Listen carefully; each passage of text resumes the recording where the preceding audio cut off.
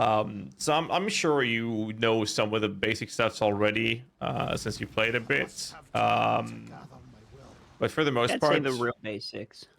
yeah.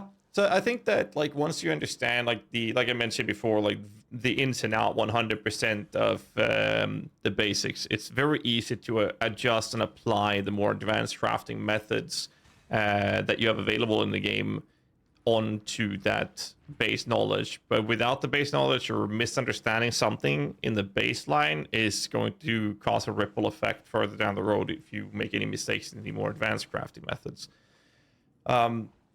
So I mean, we can just get going if you want to.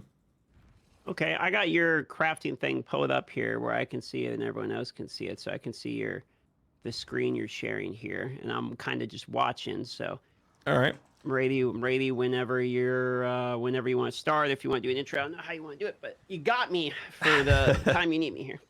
All right. Like I said before, I didn't have any plans to like make a podcast dish or anything like that. Like it's just me and you talking, and I'll just show you how to the basic crafting. And if you have any questions, just stop me, and we'll take it from there, and we'll go through the basics like that. So I didn't have any idea how to make like a specific video for it. It's for me, it's mostly about just sharing this type of information. Since you've said in the past, I've watched your stream a few times, and you mentioned enjoying the crafting parts of PoE is very interesting compared to things like we have in Diablo when it comes to crafting. It's very, very different, to say the least. Let's put it that way. I just started playing D2, man. Oh, I haven't learned any of the crafting though. I know there's a little bit like Roomworth or whatever crafting. Messed around with that just a little bit. Yeah, it's a bit limited in D2 as well. Have you played Last Epoch? No, I've played like 2 hours. The last Epoch's gonna be the next one. I gotta do D2, D1. I gotta finish Elden Ring and Sekiro. All right. So, I mean, like, Diablo 4 is like the super, super casual friendly game on one side of the spectrum, and PoE is on the literal opposite side. And in the middle, you'll find games like Last Epoch and Grim Dawn. Crafting is exactly the same. Last Epoch puts themselves very comfortably in the middle, and it's very streamlined, so to say. But it makes it deterministic and easy for beginners to get into and get the stuff that they need.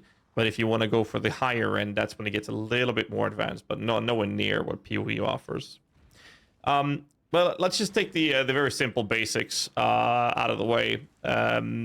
Jewelers and fusings, for example, they have a higher chance of getting more links or more sockets if the item is of higher quality. It literally says on the item. So a lot of the stuff is literally in the tooltip, right? Another thing that people miss out when it comes to like basic crafting and when it comes to the items is how much your item level matters. So this two-handed mace, for example, I purchased this from the vendors in Act 1. It's an item level 15. I believe the item level cap is around 30 for an item to go from a maximum sockets of 3 into 4. So if I spam jewelers in this, it's going to prevent me from going above 3 sockets because of the item level restriction. Like with most things, you can't get like a 6-socket item like right at the start. You'd have to be higher level first for it to drop.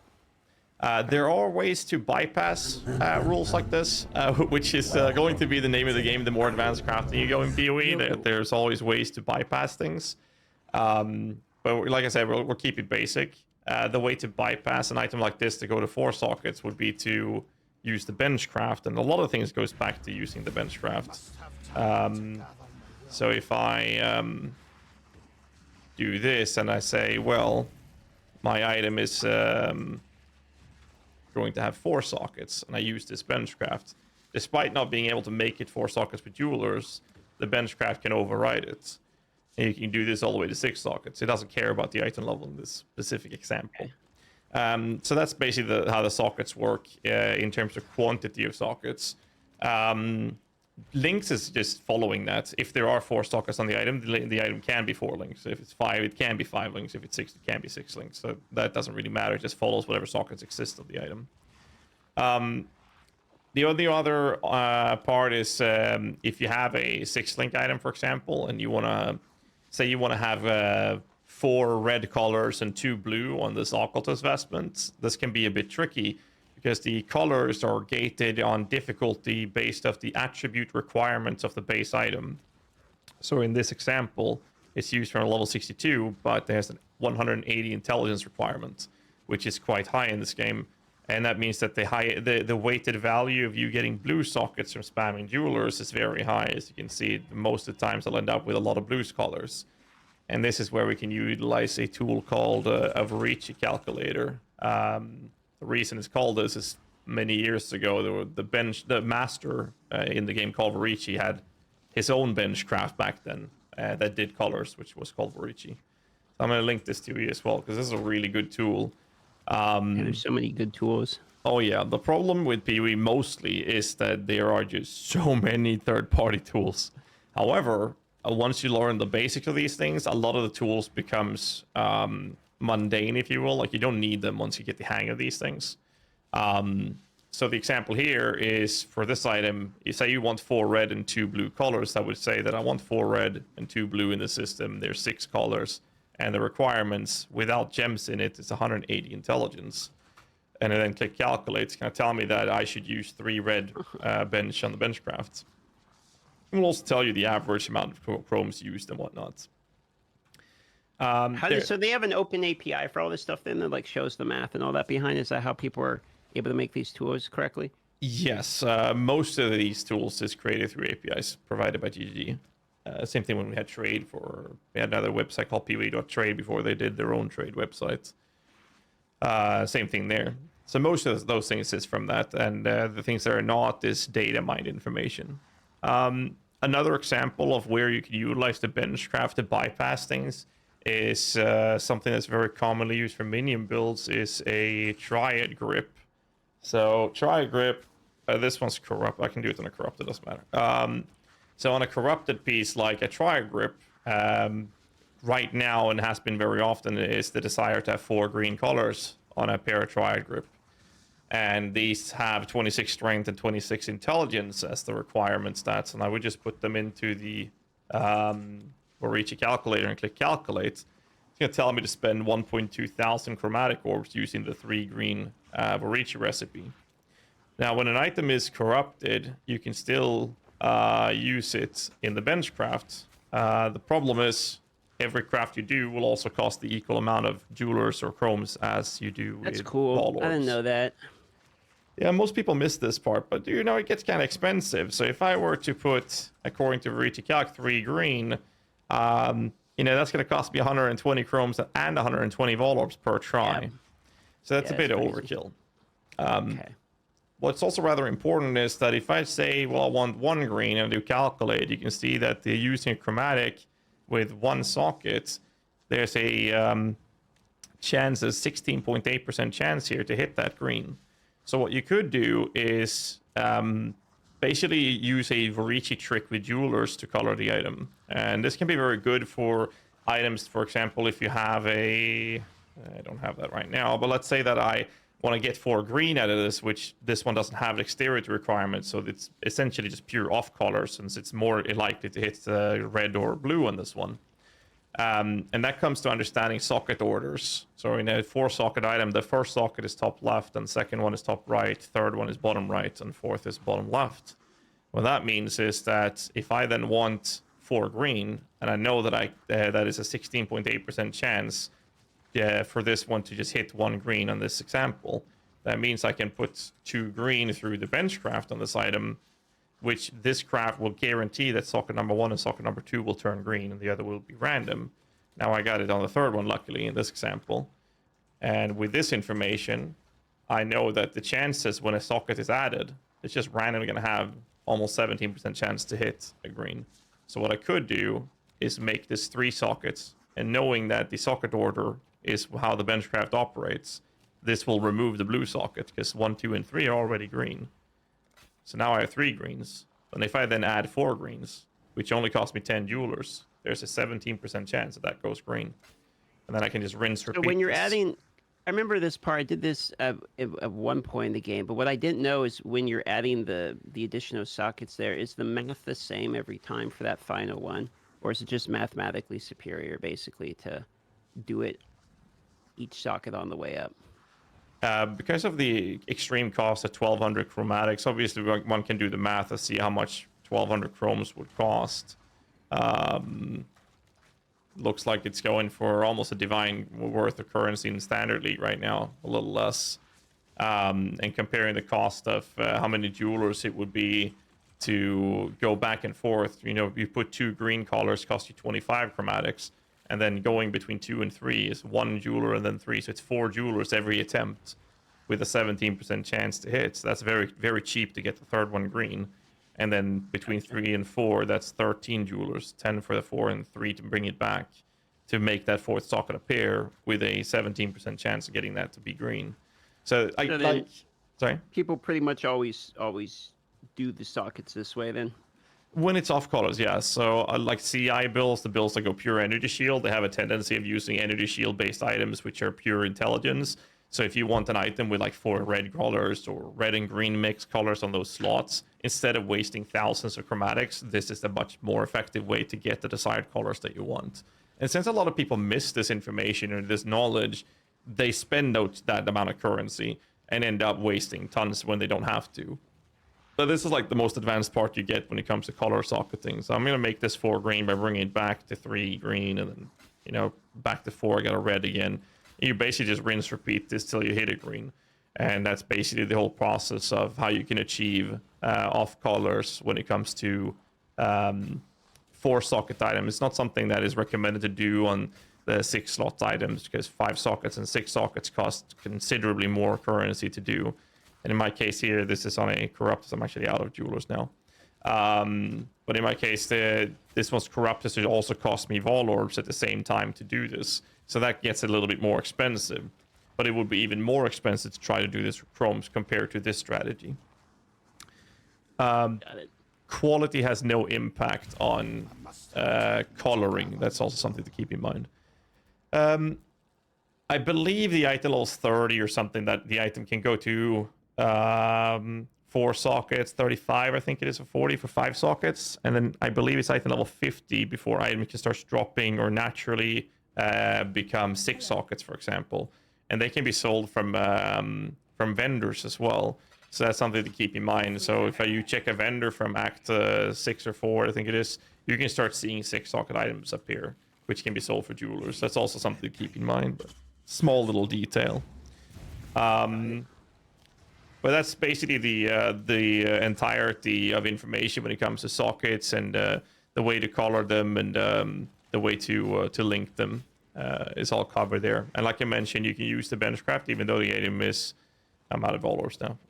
Even if the item is corrupted, so if I wanted to link this, I can use the benchcraft, but I have to pay equal amount of all orbs to link these, since you can't use... I'm assuming none of this goes for Ruthless, where there's like no crafting, right? Exactly. Ruthless. Well, then again, all of this information becomes more useful in Ruthless because the situation you have in Ruthless is that you're extremely limited in the access to currency. So the currency that you have, you need to make sure that you spend them in the most wise way possible. And all of this information allows you to look at the item and decide what you can and can't do based on the limitations that the item brings to the table. But that kind of covers sockets and links, for example. So the other 2 parts of basics when it comes to going into crafting methods would be how to determine the actual base item and the item level before crafting becomes a thing. Essentially, because most people, when we talk about crafting, we're talking about chaos orbing, alking, exalt orbing, alterations, and all those things that actually alters the modifiers on an item. But before going to that point, you'll have to decide what type of item you want to craft. So we could take an example of a pair of gloves. And for you to determine what pair of gloves you want, you'll have to first know which type of modifiers you're looking for. So if I'm in Path of Exile in the calculator and search for gloves, there's a bunch of different bases, right? And they go from evasion bases, armor bases, energy shield, or hybrids, for example.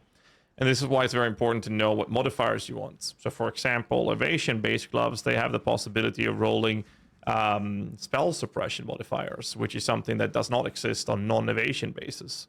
So that's where the base item itself becomes very important to determine. So to make things easy, we can talk about generic minion builds, for example, since that's something I've been focusing a lot on. They normally don't go spell suppression. especially on the lower budget. So normally we're looking at life and we're looking at resistances, and those are like the two main modifiers. And if you can get some extra attributes, that's great, specifically dexterity. So then in that case, we can use pretty much anything. So in my current character, I'm using a armor energy shield pair of gloves, which are a pair of Zealot gloves. And in this case, I can then see in Path of Exile the prefix modifiers and the suffix modifiers that can roll on the base item here. And then obviously in this, you can see influence modifiers further down, but that's more for advanced crafting processes. So now that you know or are able to decide what kind of base item you want to use, you can take it one step further by just Googling PoE gloves and clicking the first wiki and then say, well, here's the armor-based gloves. Which one gives me the most armor? Just click on the armor here and see that that's Titan gloves. So that's how you can determine which base is the best if you want to go for the absolute best of the best before you start crafting. And you can scroll down to dexterity. Well, I want most evasion. Well, that's link gloves if you want to take it to that level. The other part of base crafting is understanding what the item level does to the craft. In Path of Exile, you can actually check the item level in the box here, which will do this automatically for you to tell you what mods can and can't roll. So if we take the example of us only looking for life and resistances, as well as the possibility of hitting attributes, I would then look at the life modifiers here and see that, well, life is here. And the item level column says that for me to hit the highest tier of life on these gloves, I would need an item level 54 or higher. So that's fine. That's a very low item level. You get that before you reach maps. But I'm also looking for resistances, and the highest tier of resistances seems to be 84 for the elemental res, as you can see here. And then you have chaos resistance being 81. So this means that if you... So let me just make sure, because this is your info dumping a lot here. So let me make sure I'm following. So the eye level and the base of the item is both going to determine the attributes it has, as well as the tier in which it can row, sort of the floor and ceiling of each of the items, correct? Correct. So the base item has certain modifiers. So for example, an evasion-based pair of glove in this example, they wouldn't be able to roll energy shield or armor. They would only give you evasion modifiers, and spell suppression becomes a suffix modifier that you can roll. Whereas in the example I have showing right now is a pair of Zealot gloves, which is strength and intelligence, which is armor and energy shield. Now I can roll energy shield and armor modifiers, but I cannot see any spell suppression on that specific Is it weighted base. rows? So, for example, let's say you have one item level that's higher than the other ones. They can both row the same ones, but is it weighted where the higher eye level item is more likely to row the higher values as opposed to the lower item level one? Let's say the lower item level one's cap is, let's just say 5% of, I don't know, fire resistance, but the higher item level one's cap is 7%. Let's say the odds of it getting 5% or higher is more likely on the higher item level mathematically, or is it still the same row regardless of the item level? I wish that was somehow how it worked, that a higher item level would have a higher chances for higher tiers. The item level is just presenting you with a restriction or a limitation on the item. So for example... It's a checkbox, not yes. necessarily weighted values. So it's not like a spectrum. Exactly. So if you have an item level 54 pair of gloves, the item can roll the tier 1 life modifier or any of the lower ones, but it cannot roll, in this case, the armor and energy shield, which says 84. It can't reach the highest tier here. If you say that we have an item level 54 pair of gloves, it would only be able to roll up to tier 4 armor energy shield, because the next 3 tiers requires a higher item level in this example. So it just presents you with the limitations that item level can only roll up to these type of tiers or modifiers. So for the resistance case, for example, if you have an item level 84, it can roll up to tier 1 resistance, but it also means that you can roll everything else on the item that goes up to that item level. So the potential of the item gets higher, but so does the technically get lower, the odds of actually receiving what you want, basically. Like yes. It gets, because there's more options available, and it's harder to actually land the one you want. Okay, I think I'm with you. What it does present you with is the availability to navigate that some items you can target, acquire a lower item level base to work with that presents you with a with certain modifiers that you don't want can no longer roll on the item, which essentially increases the probability of you hitting what you want. So if we say that you don't care about attributes, but you want the resistances, and you get an exact item level 84 pair of gloves for this, it can't roll items or the tiers and mods that's 85 or higher, such as in this example, the energy shield recharge range. This specific tier 1 cannot roll. It can roll the lower one, but this one goes away. Life regen tier 1 goes away in this example as well. Same thing with accuracy and dexterity, because the highest tier of those requires 85. So that's a way for you to dilute or limit the pool of modifiers that can roll on the item.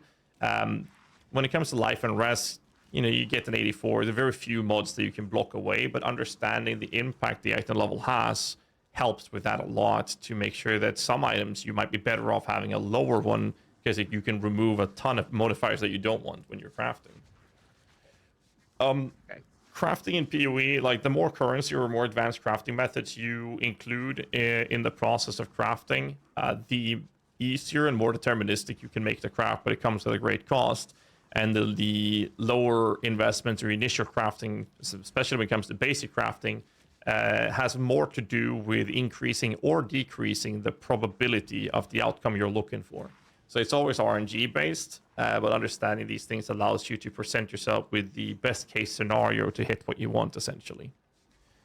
So that's basically the item the basis and the item level restrictions that items comes with. And understanding those parts and the colors and the links and if they're corrupted and all those things allows you to now take the step into actually crafting.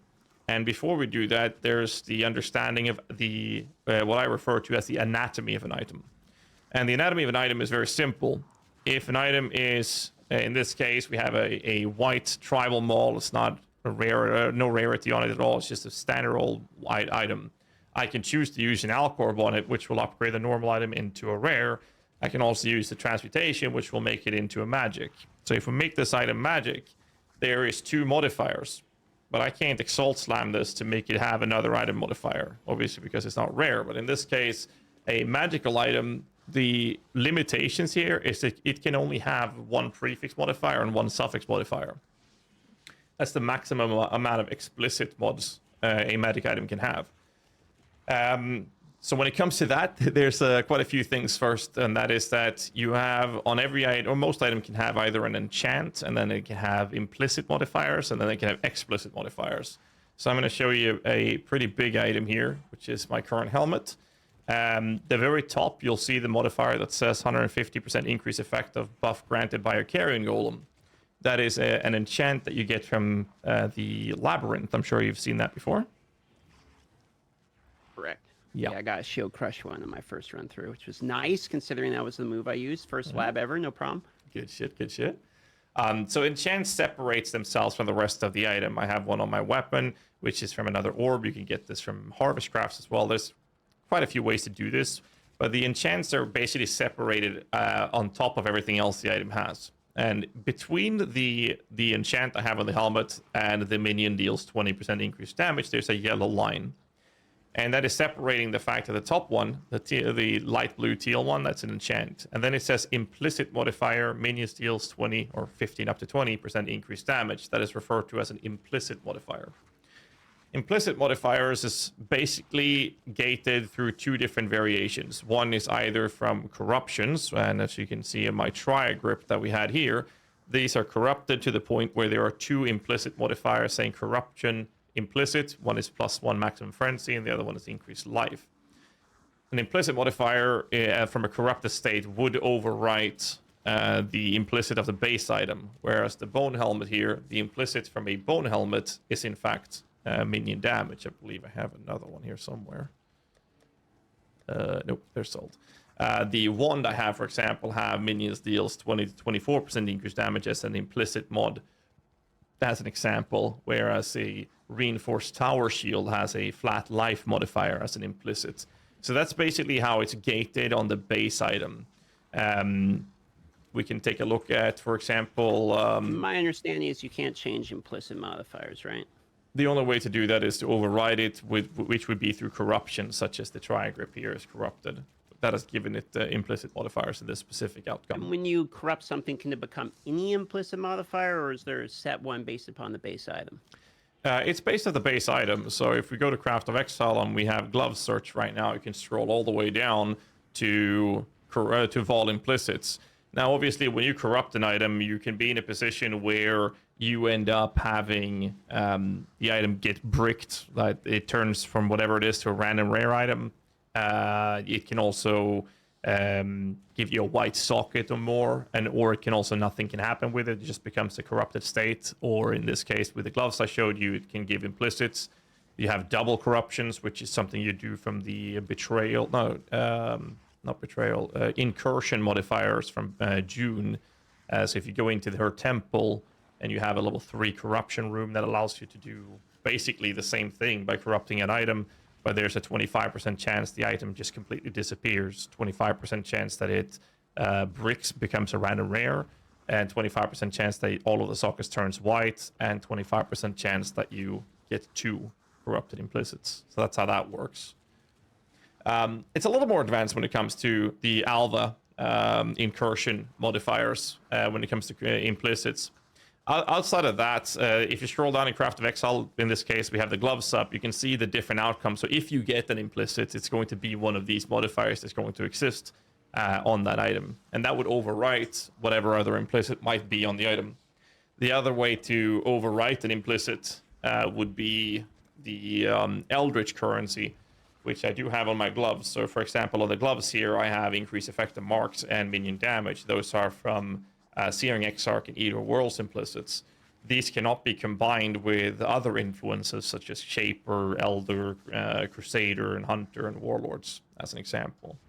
So that's how the implicit works. And outside of influences or corruptions, the implicit is based on the base item. So if we search for shields on the PoE wiki, for example, and I say, well, I want a strength shield with a lot of armor, it also shows me stats here that, well, there's the Colossal Tower shield has this implicit with extra life, whereas the Estomite gives me all the way up to 40 life as an implicit modifier. So some implicits is obviously more attractive for certain builds, and depending on what you're looking to craft and what you were looking to do. But that's how the implicit works. And the numerical value can be re-rolled with Blessed Orbs, which are quite commonly found and quite easy to, or cheap to buy in trade leagues as well. So I think I get implicits. Yeah, they're very simple. It only gets more advanced when we're talking about Eldritch currency, which is more of an advanced crafting method. So that's the enchant and implicit covered. So below the implicit modifier is another one of those yellow lines, and that's where all of the explicit modifiers comes into play. Now, there are limitations and restrictions when it comes to explicit modifiers, and if we go back to the weapon I made a magic here, this has a limitation of 1 prefix and 1 suffix modifier. And I cannot get more explicit modifiers on a blue item. It's always locked on 1 prefix and 1 suffix. And to then go back to Path of Exile, and we're going to make sure that we are looking at this specific item, I will then search for a tribal maul. And in this case, we have an item level 15 by hovering over and holding down Alt. I can set item level 15. Now I can look at Path of Exile and see that a lot of this is crossed over because it can't roll the highest tier. But these will then tell me which modifiers can roll on this specific item. Again, magic can only have 1 prefix and 1 suffix. And this knowledge of understanding the anatomy of the item becomes very important on the basic crafting knowledge, which I think most people have a very good use of when you go into a rare item craft state. So when it comes to this, we know that magic items has the possibility of rolling 1 prefix, 1 suffix. A little extra side note is that if you look at an item, it says heavy tribal maul of the pugilist. It actually tells me that the prefix modifier is the name heavy. It's a % physical damage modifier. So I hold down or hover Alt. I can see that the prefix modifier is heavy, tier 8. And that's why the item is named heavy tribal maul. And off the pugilist is a suffix modifier of tier 5 that is named off the pugilist. Little side note, not too important on that. Can help with some when you're speed crafting stuff some further down the road. So that's the limitations on a magical item. And to make this rare, you can, obviously not make it blue in the first case. You can also use a regal order that will upgrade it into a rare item. So if you're looking at a rare item, the limitations are changed. And there's a few other things to keep in mind here. most items that are rare has a limitations of 6 affixes, 3 being prefixes and 3 being suffixes. Again, like with everything else in PoE, there's obviously limitations and ways to bypass this. There's an amulet called a simplex amulet. Looks like this. A simplex amulet Simplex says... amulet, this is new. Yeah, it's a very specific one that reduces the amount of prefixes and suffixes you can have. So a rare state can only have 2 prefixes and 2 suffixes, but what it does, it increases the efficiency of those explicit modifiers. So is that an item you only wear like while crafting or something?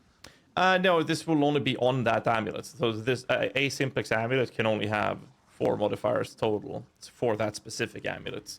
Whereas other amulets could be, like a Jade amulet has dexterity, for example, as an implicit instead. So the simplex amulet's implicit modifiers tells you that this item can't have more than 2 prefixes and 2 suffixes. Okay, it's for that unit. Okay, God, it's for that. Yeah, so it's a bit more advanced, but I want to point out that there are ways to bypass these things.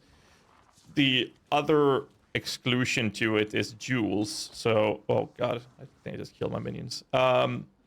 This one here is a ghastly eye jewel. It has 2 prefixes and 2 suffixes. It cannot have 3 prefixes and 3 suffixes because it's a jewel. And the same thing goes for cluster jewels, have the same limitations, where it only being able to have 2 suffixes and 2 prefixes, whereas the other items in the game can have 6 modifiers. Jewel-wise, Still figuring out the jewels. I haven't used any of the jewels yet. Yeah. Jewels are basically just following the same rule that there's only 2 prefixes and 2 suffixes, and Path of Exile can help you navigate that as well. So if I put in Ghastly Eye Jewel in here, I can see that these are the prefixes that can roll on that, and these are the suffixes that can roll, which is a very long list of mods, for example. So Path of Exile becomes a very effective tool to navigate what you can and can't do with items, for the most part. There is obviously, again, another exception rule to jewels, and that is a node on the Atlas passive tree that allows Abyss jewels that you find to roll 5 or 6 in a corrupted state. Just a little side note on that, but nothing to worry too much about. The limitations on items is mostly where crafting knowledge kicks down to, and that is understanding what you can and can't do with an item. So I'm going to present you with the emulator in Path of Exile. I'm going to try to show you some crafts and present you with different outcomes of it. And that's where Path of Exile becomes extremely useful. Don't do anything with the simulator because it's very advanced to use. Even I barely use it. It's very good, but it requires extreme amount of knowledge with the game. The emulator, however, allows you to, for example, crafting a new item. And if we go back to the original example we had of creating a pair of gloves with life and resistances, we can take the same pair of glove that I have in game, which is a pair of cello gloves.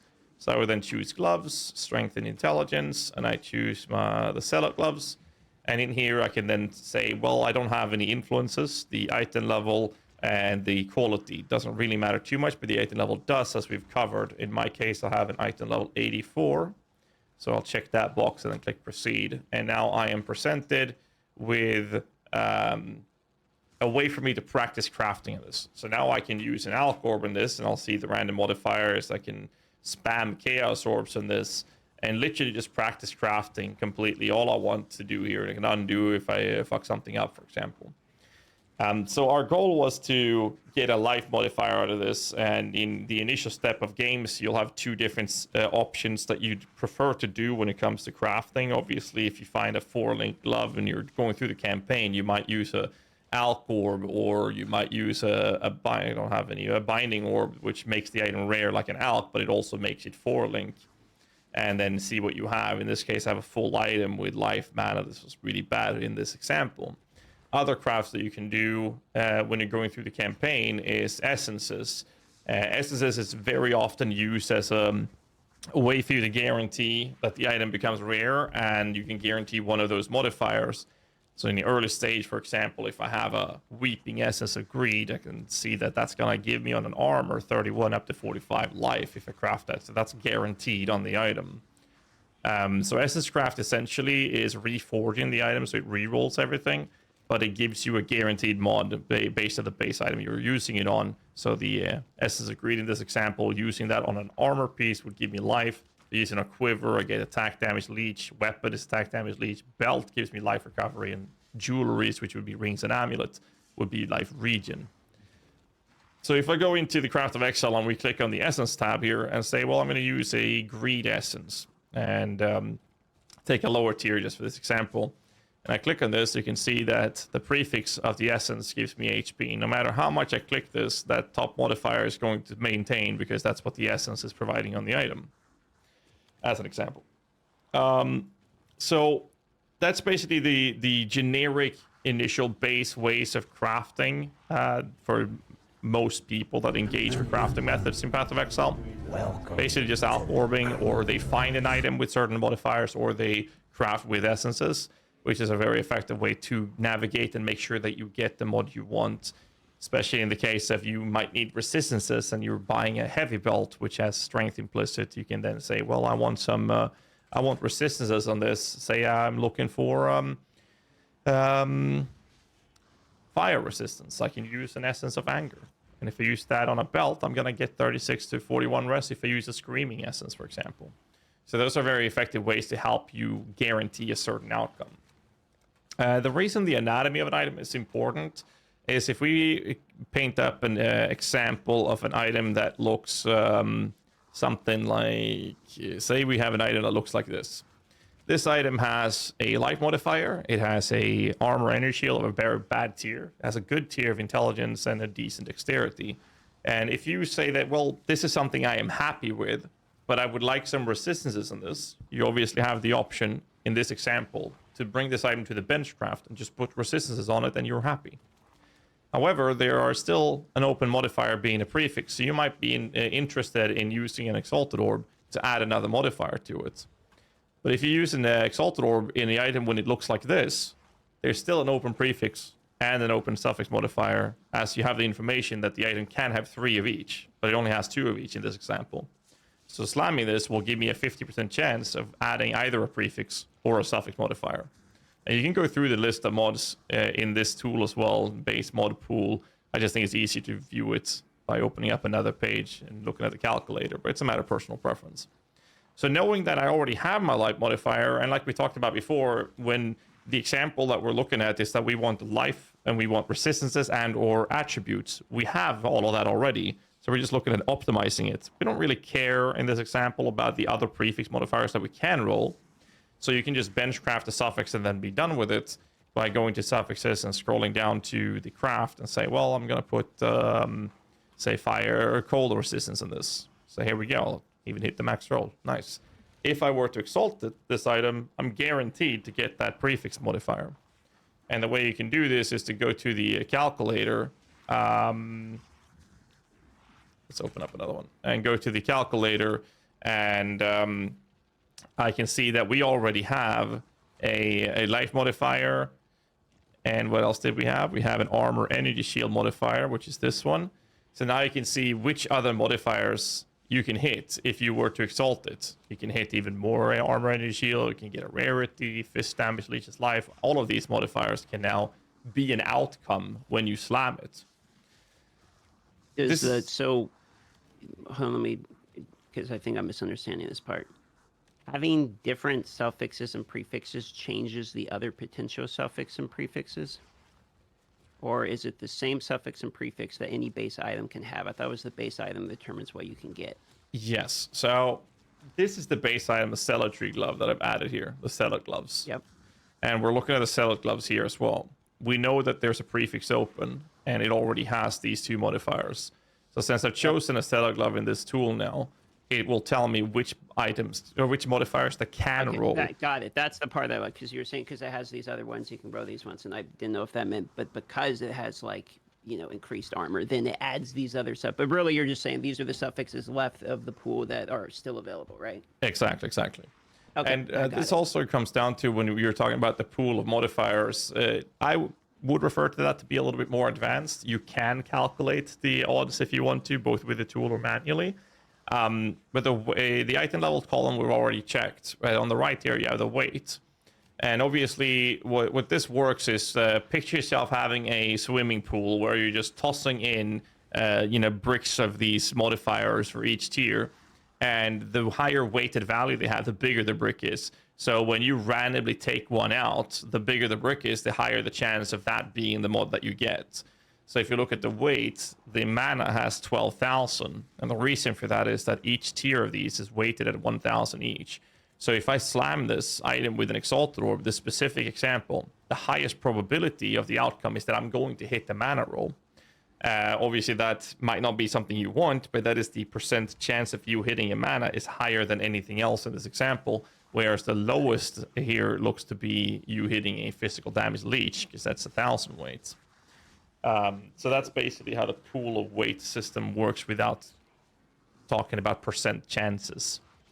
It's a very effective way. I think I'm back with you now. I think my brain is slowly reactivating.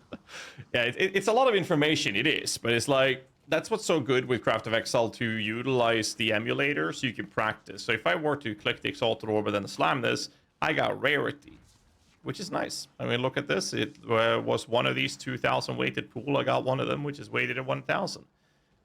As an example. I can then remove that and go again. Well, I got fire damage to attacks, which I believe is lower weighted. It's down here. Fire damage, which tier was it? Tier 5. I hit this one, which has a weight of 500. So that was a very low chance for me to hit that modifier. Again, it's RNG at this point.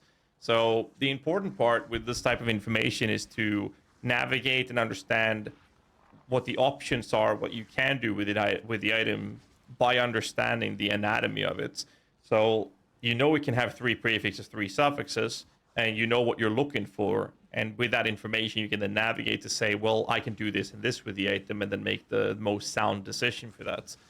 So to make another example of this would be that, let's say the item has, the item looks like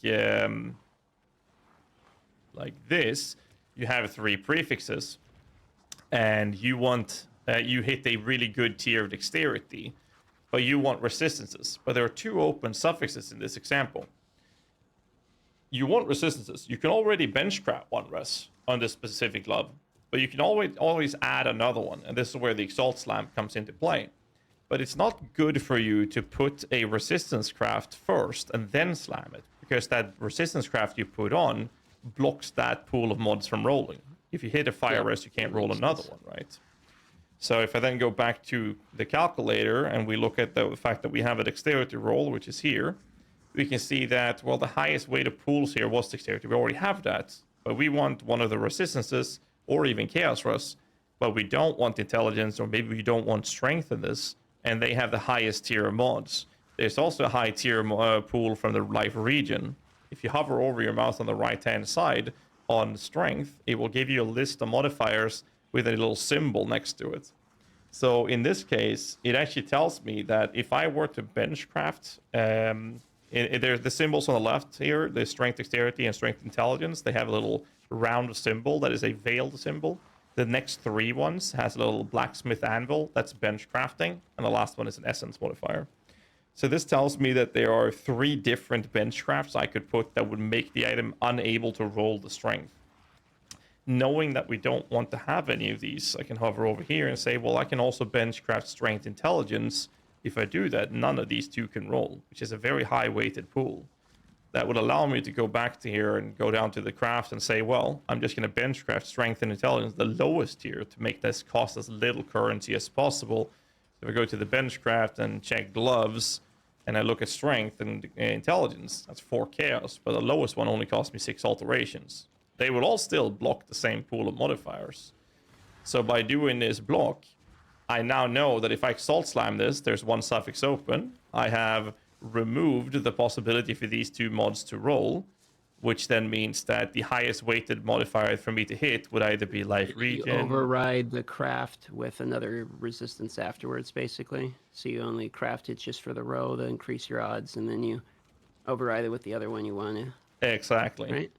So now I'll slam it, and this presents me with the best case possibility of hit something I want, which would be a resistance. Obviously, that's not guaranteeing that I hit it. Well, I did, and I got a really bad tier. Better than nothing.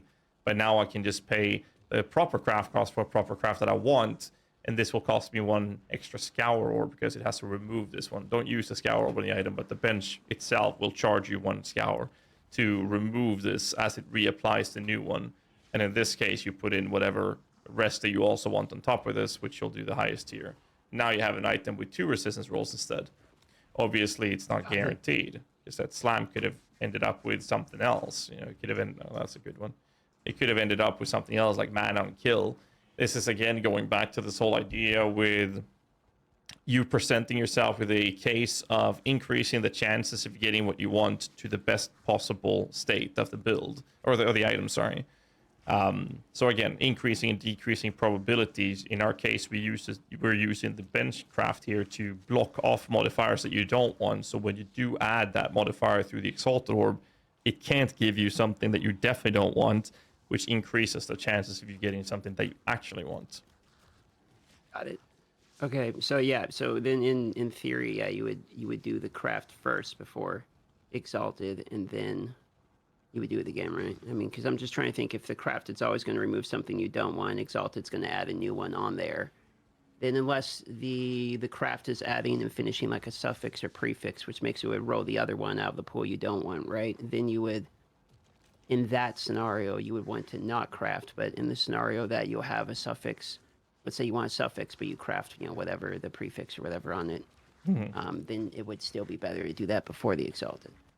Yeah, I mean, essentially to visualize it, if you have it painted up like this, the item is prefixes and you have suffixes, and you have 2 of each, then the only way you can utilize a bench block is to essentially say, well, I'm going to slam up a prefix because I'm going to bench a res. Then you can put the bench crafted res here, and then just use the exalted orb to slam up that last prefix modifier. Right. Okay. Exactly. Okay. Whereas the other example, I feel like just that bit, like that little bit right there, about the adding a craft as a blocker is probably the best bit of info out of this whole thing. That right there seems like, you know, I make a lot of YouTube videos back in the day when I was starting a video. That would be like a one trick will save you 1,000 hours. That would be that one. You know what I mean? Like craft before. I like that one. That's a good one. Yeah, and I mean to get to this part, it's very important to understand the anatomy and all the basic stuffs we covered in the first part of the discussion, right? So you know why and what and the reason for it. So if you understand those parts, it makes it very easy to craft further down the road, because now you know why you're doing it. So the example we showed now was that, well, I want to have a resistance here. All you have to do is block something you don't want and then slam that one. And then you replace that one with the bench you wanted. To again talk about the probability of hitting the stats that you're looking for and what you're trying to achieve.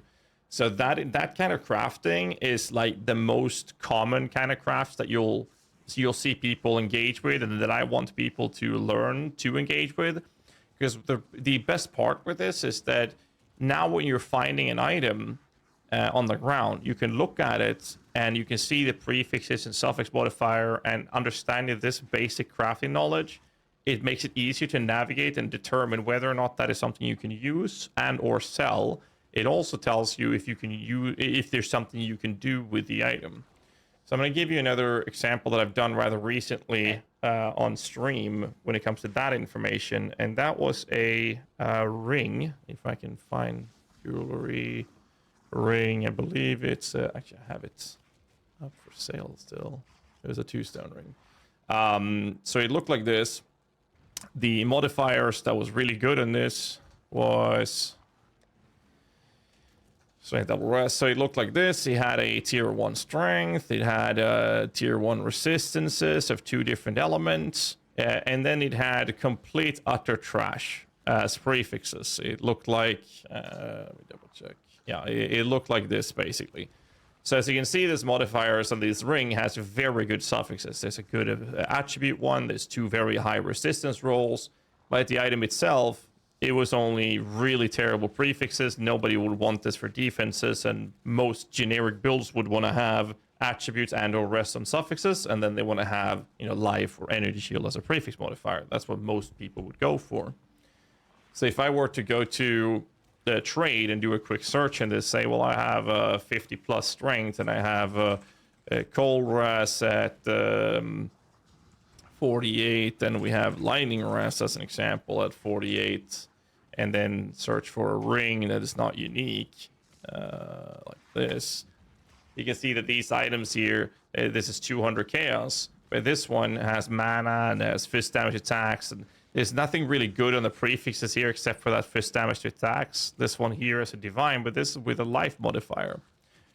So there's no exact replicas of what I have, but what this shows is that if the item has a life modifier, suddenly it's worth a lot of money. This is exactly what I'm running with, but that life modifier makes this item worth a divine on the market right now. So what I did was I purchased this type of ring, because normally this would sell for 10 to 15 chaos.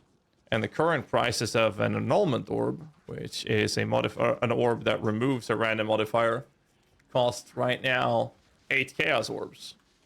That means that in this example, if I use an annulment in this, there's a 50% chance that I would lose the suffix. There's also a 50% chance that I would lose a prefix. So if I were to sell this for 10 to 15 chaos, or maybe I want to use it, I wouldn't really get much out of it. But I am also having the possibility to spend the risk of investing 8 chaos in this example, which would give me a 50% chance to remove one of these, so I can bench craft a life mod, and suddenly it's worth whatever divines are right now, 230 chaos. And I mean, if you go to a casino and they tell you you can spend 8 chaos and a 50% chance you will make more than 10 times that investment, yeah. I mean, I'd sit there for weeks. I mean, we all would, right? Yeah. You know, 50-50. Yeah, you're playing the margins here, yeah. Yeah, so I mean, that's a good way to navigate it. Also, like, seeing that I can use this, but I need a life, then using the investment to say, well, I can spend 8 chaos and risk it. So if I null this, in this case, I did hit a prefix. All I have to do is just bench craft, in this case, wherever the life is. Here it is. There we go. Now the item's worth 1 divine, but it was worth 10 to 15 chaos before that. So that's a way to understanding how the item works, helps you not just price items that you're dropping, but also tells you, it allows you to give you the option of knowing what you can do with it to either sell or use the items. And that's why this type of basic craft knowledge is so important, because it opens up the game to be played in a very different way. Okay. I think I get that. I've absorbed that, I believe, at least for the moment. Yeah, I'm going to pour myself another drink of gin because I'm going to need it. I mean, good Lord, Ghazzy, I didn't know we were doing. I feel like I'm going to owe you a college tuition by the end of this. Trust me. I mean, most people that play games, you know what you're selling. We talked about this in the past as well. Like, most people that play games, they come home from work, they're 9 to 5. You know, they say hi to their wife, they cook some food for their children, they put the children to bed, the doorbell rings, oh, it's your wife's boyfriend. Okay, whilst they're having fun, you sit in the couch and, you know, boot up Diablo 4 on the console. Like, you want to play some, kill some monsters, then go to bed and rinse, repeat repeat your day the next day, right? Sounds like a good wife to me, guys. All I'm saying is, like, when it comes to like Path of Exile, it's very different, right? And most people don't want to spend the energy, the time, and the patience to learn these things. But if they do, and the information is available, it's all over the place. Some of it to YouTube. I have written guides. I mean, it's available. You just have to go to 18 different websites that look like they were made in MS Paint, and then sit there and fuck around with it and learn every suffix and prefix in the math, and, you know, tell your kids that now they got to change their own diapers, and then you could probably figure it out. But, you know, yeah, no, it's there. So what point does let me ask you this question then here before we continue this tutorial. You know, people are still telling me I'm in tutorial, by the way. Oh, so yeah. Once we're through before we finish this tutorial, at what point does how to describe it? At what point does the amount of depth in the game go from a reason to play the game to a turnoff for new people getting into the game? At what point does it hit that top of the bell curve and you start losing players? I think just the initial introduction of the game is just too hard for new players to get into in general. Just like, they made changes to the axe, right? You hit mud flats and you'll get a wake-up call from charging Roas.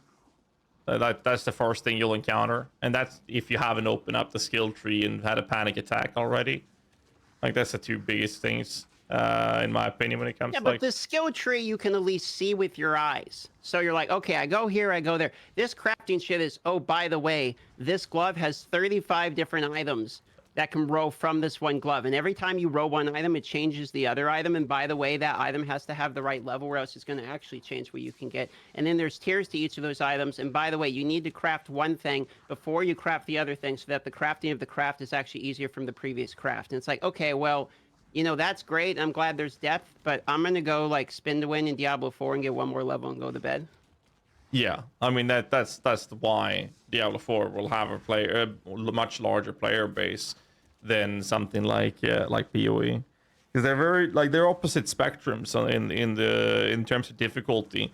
People that play Path of Exile, they are not. There are very few people, from my perspective, that would play PoE with the idea that hey, I'm gonna kill some monsters, then go to bed.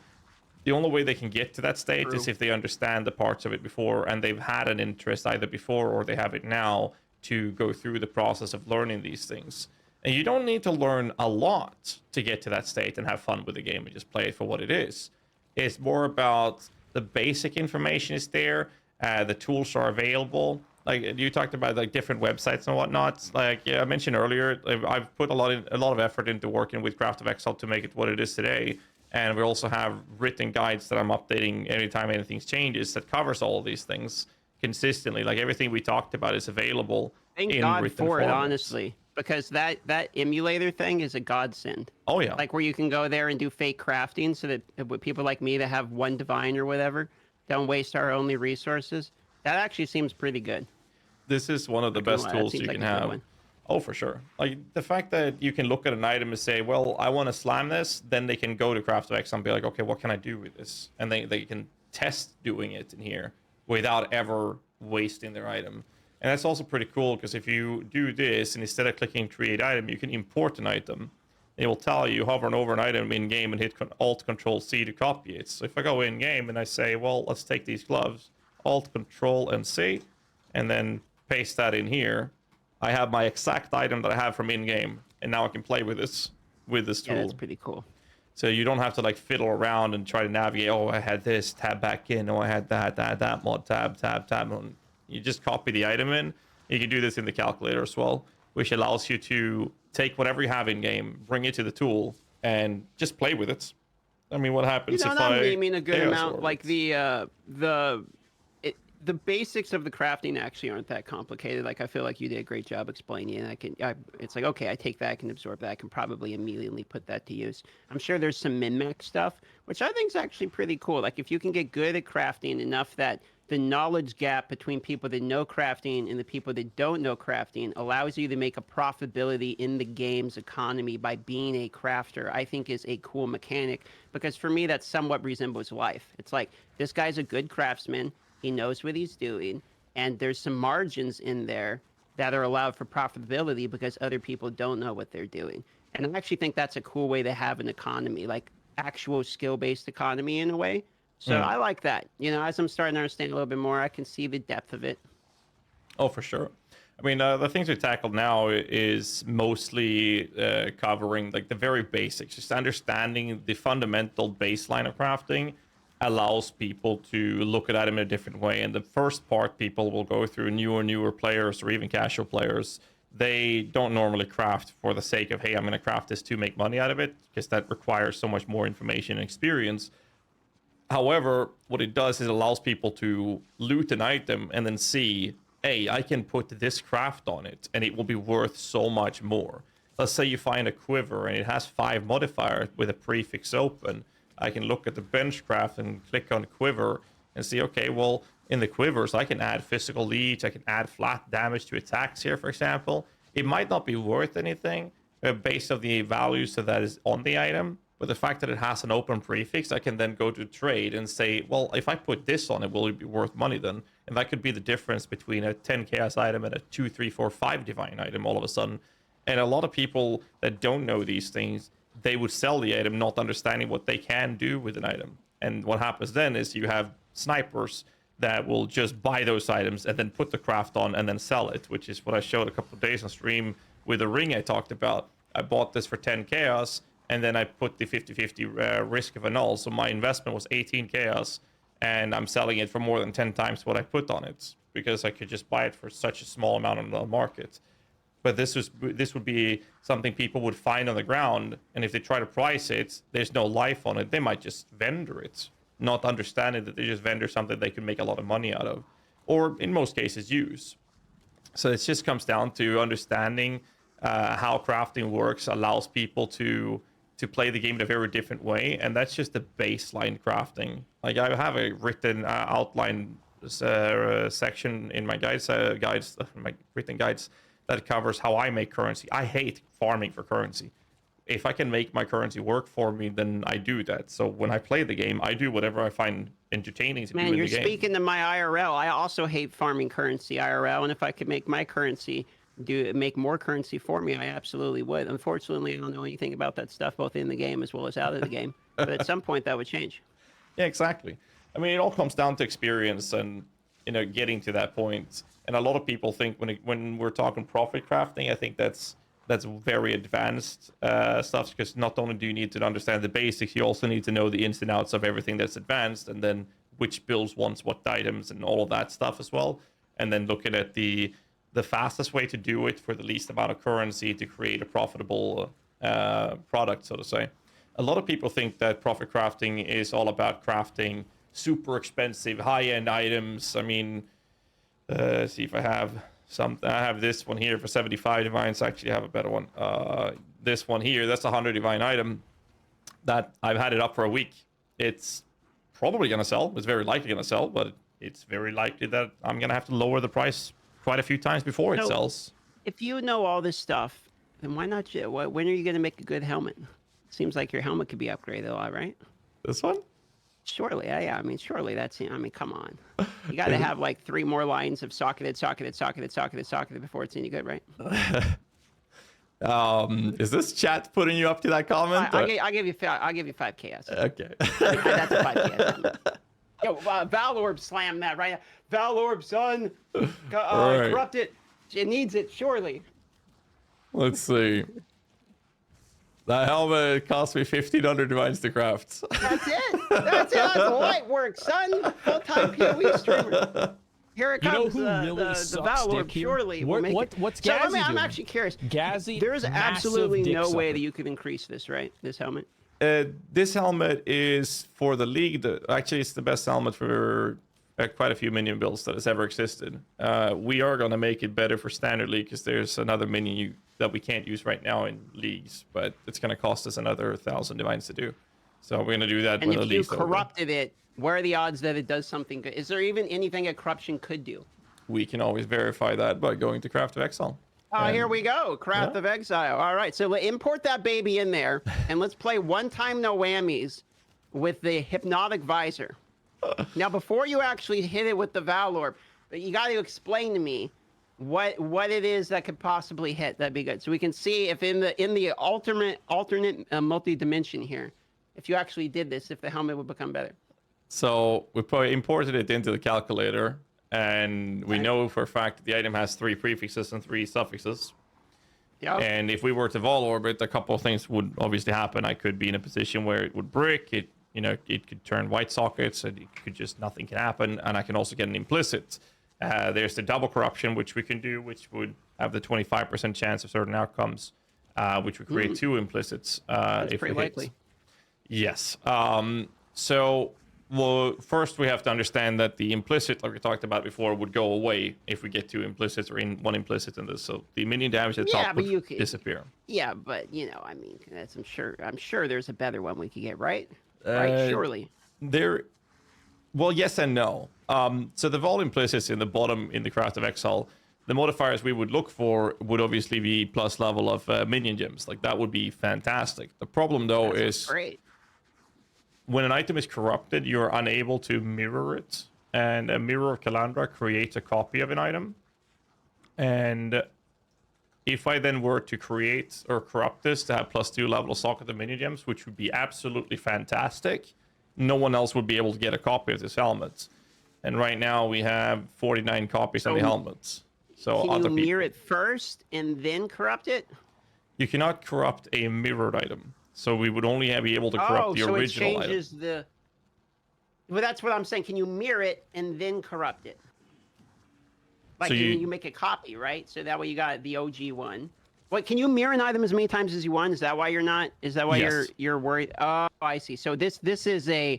Oh, I get it. You owe the copyright here for this item, and you're leasing it out to people by letting them mirror it, right? And then you charge. Well, you charge a fee for, like, if you want to mirror my helmet, then you give me 10 divines plus a mirror. I keep the 10 divines. I mirror it. Here's your helmet back, or something.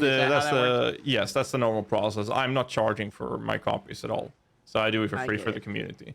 But most people that do mirror items would do that. So they get a mirror from the buyer, and then he would charge a fee for the service essentially, and then they would get a copy that they can't do anything with other than use or delete. And then the original owner can keep servicing this for people, so other people can get copies of it. Got it. So that's how the mirror service works. But that's also like the very high top of the end of the line kind of crafting that you can do in this game. So then normal league's got to be absolutely ruined, because all you have to do is, everyone's got all these Gucci items. You just mirror one. Like if you're a minion guy, you mirror your helmet, you mirror someone's wand, you mirror someone's chest plate, you mirror one in every slot, and then you're GG'd.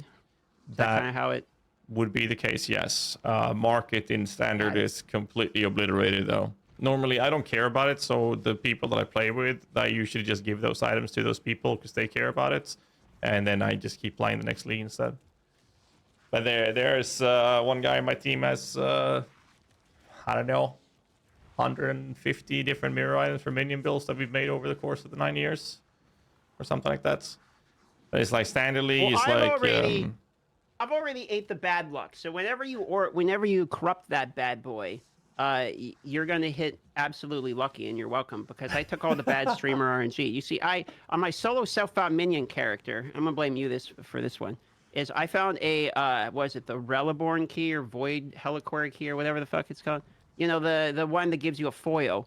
And you know what I got out of that thing? I didn't even know what it did. Chad had to tell me what it was. It was on solo self-found. So I found out I get a foil unique. Oh, guys, you best believe that I was excited by that. You want to take a guess on what I got? What was the weapon or item? What was the foil unique that I got out of the Voidborn key or whatever it's called? Like a life spray or something? Gold rim? I got a Hall of Grandmasters map. Which I didn't even know how bad that was until I actually tried to use the damn thing. Oh man, I think I have a couple of those actually. I gotta check. I got absolutely bodied. I cannot understand. I didn't even know what it does. I was on solo self-found. People were like, "You're about to get a foil." I'm like, "A foil? I got a holographic Charizard?" And then I go to open it up, and no, that's not Charizard. Oh man, yeah, the maps you can't. They're just gonna go away. Let's see. Apparently, it's the worst luck you can possibly have in the entire game, is to open one of those and get that map. Oh man, Hold of the Grandmaster, you said? Hall of the Grandmaster. I shit you not. I made a video out of it. There it is. That's what I got. I got that. That was exactly what I got out of my Voidborn key.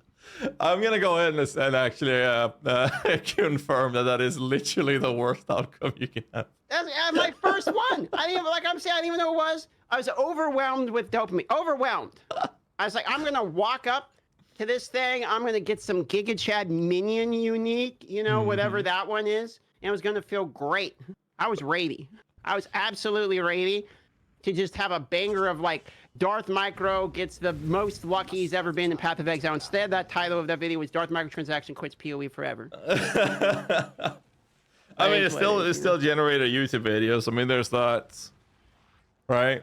At least we got a YouTube video out of it. Let me see if I can find a bad luck one.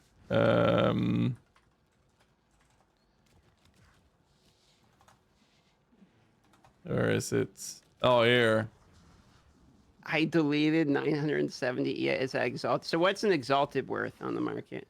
Exalteds are, when this happened, is the equivalent of divine orbs. So back then. Oh no. So this was divine orbs, what they are now. What I did was, when I crafted this is basically a similar helmet that I showed you earlier. I forgot to put this bench craft here on the item which is safeguards me from scouring it when the suffixes are saved. But I forgot to put this craft on, and I just I did this. Oh no. Oh no. Couple years well, hey, ago. you got a banger of a video out. You got a video, son. Yeah, I mean, plan. This is where me and the chat be like, "Oh my God, plan for content." He just wanted the video out of it. He deleted his 5,000 hours of work for that one video. That's. And it only got 80,000 views as well. That's the sad part. But yeah, I mean, there's definitely a lot of ways to go about it. But it's like crafting in general. It's RNG this league. I'm down 15 House of Mirrors on the gamble, so it's like my RNG is pretty bad as well. So I don't want to corrupt it for that reason alone. Have you tried the House of Mirror Gamba? No, I haven't. I don't even know what that is, brother. It's, do whatever the Gamba is. Yo, one time no whammy. I'm a Gamba addict.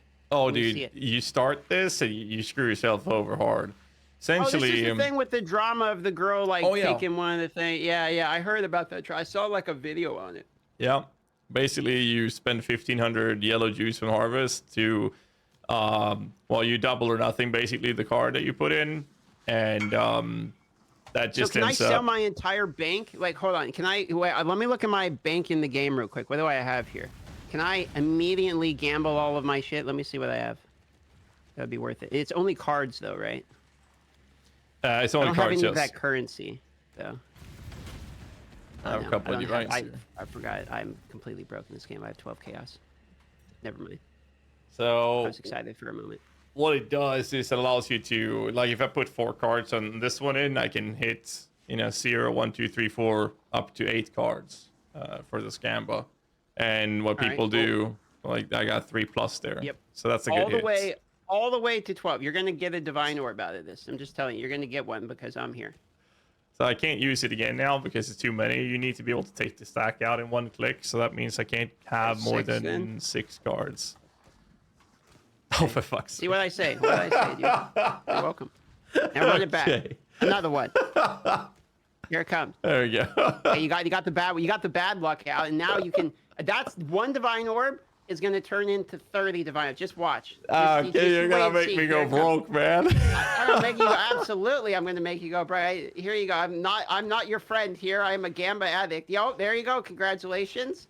+1, baby. All the way. There it is. Okay, now you've got it. This is it. Bang, 12. All right. I mean, by 12, I mean you put 2 in, and then it goes to 4, and then Thanks. Well. It made a good YouTube video, right? It made a good YouTube video. I don't know about that. But like people do this with like the House of Mirror cards, and right now they're going for 65, 66 divines. So it gets very expensive when people do it, but it's fun, right? But like I'm down 15 cards already, so. Well, add that onto the list. DM makes me lose a divine orb. Write it down, and the date today is the 1st of October. Call that your rent for the day. That's true. So it's like that's one way of doing it, but like mostly when it comes to like crafting in PoE, most people would refer to it as gambling, right? And it kind of is. Then again, the card Gamba is one thing, whereas the crafting part is it's more about increasing or decreasing probabilities, and that's like when you talk about, say, more advanced crafting methods. Let's see if I can give you an example of where the method would involve decreasing probabilities of items, and that would be like when you're crafting the generic +2 wand. Let's see if I can show you. I have one equipped. So this one has +1 level of all spell skills, plus level of minion skills and minion damage. As prefixes, the same thing here. The prefixes are minion damage and +1 to minion, +1 to spells. So the generic way of crafting these in Path of Exile, here's another thing that can be very good for advanced crafting, is that I choose the base wand, in this case being a convoking wand, and then I'll choose that I want spell skills and I want minion skills. And then after this, you will choose the crafting method. And you can choose how to craft this with essences or chaos orbing. If I do that, it's going to tell me that it's going to take me an average of 213,000 chaos. That's obviously quite a lot of currency. That's it. That's it. Yeah, that's it. It's easy peasy. So there are definitely different methods, like fossils, for example, is very commonly used for this. And what Path of Exile does very effectively is allow you to click on compute best selection. So if I say that, well, if I have them set like this in the group 1 of prefixes, it's going to tell me the odds of me hitting one of these mods. But if I separate them to have group 1 has the spell, group 2 has minions, like this, if I then click compute best selection, it's going to tell me the best combos of fossils based on the current market prices to hit both of these. And once this is done calculating, it's going to tell me to use the Shattering, Corroded, Jagged, and Metallic fossil. And then it will also tell me the current average price range on the market to buy those and how many tries I need to use on average to hit these mods.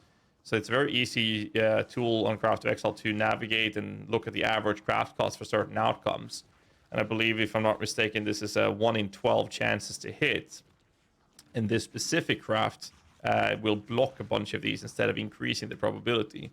So cost efficiency tab here tells me 1 in 12. If I click on this, it'll choose these fossils.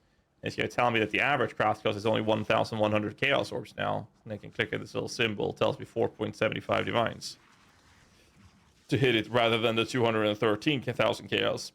And if I then scroll down with these fossils checked, it tells me which mods can't roll anymore. And as you can see, there's only spell damage, minion damage, and the +2 that I wanted that can roll as prefix modifiers. So that's how that Too much math, not a much dopamine. I mean, this is incredibly useful. But what I see when I see this is, how can I remove the most amount of dopamine and surprise possible from my items and min-max the math so that I always get what I want eventually if I have the currency? See, what I prefer, Ghazzy, is I get an item. I have no idea if it's good or not because I don't know anything about the game. Then I hit a chaos orb on it, and one of those 213,000, and then it hits something good. And then the chat just has a bunch of pogs. And then I know I'm strong, so I immediately equip the item. And then when I die, because the item actually sucks and chat's an idiot, then I blame it on the chat and I make a YouTube video out of it. That's typically my strategy. That's a really good cycle of content there. I mean, I think you got a really good strategy going. No reason to change that. It's like what I showed you here is like, this is just advanced crafting method, like one of many things you can do. And I like to get to this point, you have to understand like the basics and take it step by step from there to get to this type of understanding. Like most people, they would say, well, I need a +2 one. They go to YouTube. They'd be PoE craft +2 minion one. Okay, what do we get here? Okay, so we have some 5 months ago, 2 years ago. It's actually my video telling you exactly how to do this. That is Balor Mage. No, that's me. Looking like Balor Mage. There's another handsome fellow. So, like, as an example, like most people would just take a guide that's giving you a tutorial book. Essentially, you're looking at a piece of furniture and no idea how to assemble it. You take out the IKEA book and be like, that's going to tell you what to do. You know, put that leg on that piece and you screw that screw in there. You're good. Whereas the way to understand crafting is to have full understanding of the basics, like we just covered. And with that knowledge, opens up a whole new world of playing this game instead of just following a tutorial. So now you can determine what you can do with an item without having a video telling you you should do this, you should do that to achieve this result. Because most crafting comes down to, well, I want to have a pair of gloves that has chaos resistance and minion damage, life, and resistances. You can very easily determine how you can craft that. Have you seen... Sorry? Go on. No, go on. I was asking if you checked any fractured modifiers and know how that works. Yeah, I'm kind of familiar with fractured item drops. It has basically like a second implicit that stays and it takes up one of the spots, but it doesn't change when you craft. That's my understanding of it, so it makes it easier to craft items because you just have one that doesn't change. Yeah, so we can take these Cellar gloves as an example for that process as well and reset everything here. And we take the Cellar gloves again. And we, in this example, I want to have chaos resistance, elemental resistance, minion damage, and life. Those are like the 4 modifiers I want. And as you know, minion damage can't roll here because we can see that. However, we know for a fact in this case that a fear essence, if I can find it, this one allows me to roll minion damage. I believe I have one right there. So gloves from Essence of Fear guarantees minion damage to exist on the item. So this means every time I use the essence, I'm gonna hit minion damage. And obviously that means that if I spam Essence of Fear, it's gonna be a a chance for me to hit the lives. If I do this and have that mod checked, it'll tell me that to hit a, say, tier 2 or higher life, it's going to cost me an average of 22 essences just for that. But if I also want resistances or stats, it's going to get a bit more expensive to hit those modifiers. Now we're up on 230 to hit just one resistance. So this is a great opportunity to say you're looking for a pair of gloves, like we talked about, that are not unique. And we talked about the item level 84 or higher for the resistance to roll. And I just search for that. You'll see that these cost literally nothing. Like, they're not even a chaos, or people sell them for chisels. So if I then say, well, how about I know for a fact that I'm going to want to have a fractured modifier, such as resistances or life or chaos rest in this case. So here's another thing you can do with trade that's very good, and that is to use the tilde mark, like this little symbol. Instead of typing chaos resistance, I can just do that tilde and then search for chaos rest. And then I can search for that, but this is not fractured. But if I add the word fractured in the search system here in PoE Trade, I can say, well, I'm looking for a pair of gloves that's item level 84 or higher, not unique, that has fractured chaos rest of, say, level 32 or higher, which you can verify on Path of Exile by saying, well, chaos resistance here, the tier 1 is 31 to 35. How about I change that to only showing me 34 or 35 fractured chaos rest? They cost me 70 chaos. That's a lot more currency, but at least that chaos rest is guaranteed. So if I take this item and I bring that into the emulator and say, well, I'm going to have the suffix modifier chaos rest tier 1, I can right-click this and fracture it in this emulator as well, and say, well, I'm going to craft this with essences, so it has to be rare. Essences, and go to the fear. No matter what I do, that chaos rest will always remain. No matter how much I spam this, it will always be there. And then I can spam this till I hit that other suffix I might want. In this case, I got 2 resistances with an open prefix. Well, I can benchcraft life in here. As we know, we can utilize that. Keep crafting out a really bad life. Don't want that. Maybe we'll do this till we hit a decent life roll. Here we have a tier 3 life. Well, in this case, as we know, there's 2 prefixes, 2 suffixes. We know we can bench block that last prefix to exalt slam as a suffix. Or I can just benchcraft a rest on this, and now that might be enough for me. So knowing how the fractured systems works allows you to have an easier time in crafting as well. So say you drop something that has a good rest or attributes, or have even a fractured life mod. If I search for that, I can do the same thing. Search for that tilde mark and then write frac. I don't even have to finish the word when you have that mark, by the way. You just literally just do frac and then life. Then click this one and say, well, I want at least 70 life fractured on my pair of gloves. 2 chaos orbs. And all I have to do is spam my essences till my suffixes are good enough to work with. This lowers the cost for me while still maintaining the same amount, the same type of crafting process that I'm looking for. Whereas some fractured modifiers are obviously more expensive than others, like that tier 1 chaos rest is cost me more currency to purchase than a tier 2 fractured life modifier, as an example. But it's a good way to navigate the base item that you want to craft on, and understanding that process allows you to see the options you have in front of you and then choose whichever is the best to achieve the result. This is going to help a ton with my solo self-found when I basically have to not waste resources. This is going to end up helping a ton, because I feel like that's when really like the min-maxing, the making sure that the quality and the quantity of items I'm using are being wasted. So yes, I feel like that. I feel like I kind of got the basics. I think I followed all of this today. I'm sure there's something I might have missed, but I think I got some of this I knew. There was definitely some shit I did not know, and some stuff I hadn't even thought of, like the blocking it, which I still think that's the best one. Yeah, no, I definitely think that it's highly useful. Within the basic crafting knowledge, understanding the anatomy of the item and understanding the limitations and restrictions the base and the item level brings to the table, and then understanding how you can utilize your bench crafts, just the basics when it comes to like an annulment orb or an exalted orb. Those are very, very simple stuff to go through, but they're very valuable, and having that information opens up the game to be played in a very different way. Like you said, you can utilize this for your solo self-fund, or even Ruthless, where you have a very limited amount of currency. You want to make sure that you use them in the best way possible, right? So a couple questions to make sure I understand all of this before this ends up being like finished. I want to make sure that I don't forget the questions here. Yep. A Nomen orb. An annulment orb cannot remove a fractured Correct. prefix or suffix, correct? Yeah, Yes. it's okay. So that makes these fractured ones even better with the Nomen orbs then, because that would be extremely useful. And can you exalt it twice? So if you have like a 3 or 4 line, can you just keep adding until you have 6, or is exalted like a one-shot thing? So if you have a 4, you can go to 5, and then you have to craft a 6th one, or can you go from like 3 to 4, 5, 6 all with exalted? Normally, most of the times you want to leave one slot open so you can guarantee the benchcraft to give you something you need. But the Exalted Orb does not have any limitations. No, it will just give a rare item a new random modifier. And if that's a prefix or suffix, you can steer. But you can literally fill this item. I can show you in the emulator again. And spam it up to have 6 modifiers. Obviously, Okay. you'd rather avoid that since, like I mentioned before, in this example, I could benchcraft a suffix modifier being, say, a res as an example in this. Because now I have something I do want, and then I can fill it with an Exalted Orb.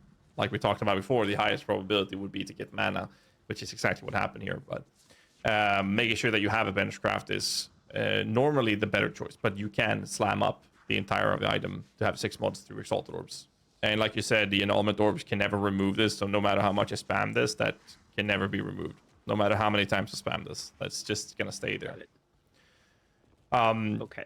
But yeah, I mean that kind of covers the generic basics. Like, I mean, you have me on Discord. It's like if you have any questions, just fire away. I mean, I think this is a good start. And if you ever want to go through and learn more advanced crafting methods, we can take one step at a time and further down the road if you're interested in learning. Yeah, maybe we can do a part 2 day when I get back in the state. I'm gonna be gone the next 4 days, but maybe we can do like a part 2 in the middle of October or something. You can teach me some more of the advanced tricks. I appreciate you taking the time to, that's my pleasure. answer all of the questions and teach me about this. Definitely some useful stuff in here. No, absolutely. It's like I said. I mean, if you have any questions, just fire away. And like I wrote to you earlier, like my collaboration with Path of Exile has always been to help new and newer players learn at the very basics first. Because if they get that part, and like putting on the more advanced crafting methods isn't that hard, but you need to have a full understanding of the parts that we just covered. With that knowledge, the game just becomes completely different when you start playing it. Like you said, you utilize a lot of this for solo self-found, you can ease up for trade leaks and whatnot, and reduce the investment costs and all those aspects as well. Okay. Well, I think I've absorbed that. I believe. We'll see if I think the amount of gin I drank during this lecture was just the right amount to make sure I absorbed it, and it didn't go in one ear, one out the other. Dude, if you don't have a video on that, like that tip, I would 100% make a video like the best tip in crafting. Because out of everything I've ever learned about crafting, I seriously think that like using crafting to block a suffix before you add the exalted on is straight up the best tip I've ever gotten. I still think that's the best. Like that's got to be the best PoE crafting tip. I have written guides on top of videos for it. Since videos can get out there and I don't always have time to make a new one, so I try to make sure everything is in written format as well. So like most of these things covers everything you'll need. I have it up for the people to like the information and knowledge is there. The problem is that most people either don't know about it or they're not willing to consume it. And if they're not willing to consume it, it doesn't matter at all if it exists or not. But it does exist. Allowing people to have the possibility to consume it is the only thing we as content creators can do. I genuinely and firmly believe that learning how this shit works, just the basics, presents people with an opportunity to play this game in a very, very different way. Okay. All right. Got it. Thank you, sir. All right. I'll talk to you later. That. Yep. This is Ghazzy TV. So go follow me in the shout and chat. You can click there and click to follow the boy. He obviously is going to teach you guys a significant amount if what you need is PoE knowledge. So thanks for sharing.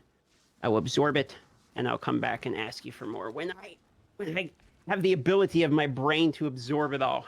That's all right. So what was the date? It was the 1st of October. So 8th of October, I'm expecting to see you link me this helmet fully crafted in game then. I'll have it done. And I'll probably actually Valorb slam it too and get a second Implicit or whatever you're saying the odds are. I'll big ball it, no problem. Love to see it. All right. Well, like I said, we'll cover the basics. And if you ever want me to cover like more advanced steps, let me know. If you have any questions, hit me up. And that's it. I'll talk to you later, man. Absolutely, bud. I'm gonna go suffer through Diablo 2 now. Get my ass beat again. So I'm gonna play some Alrighty. Last Epoch later. all right, cheers. Cheers, dude.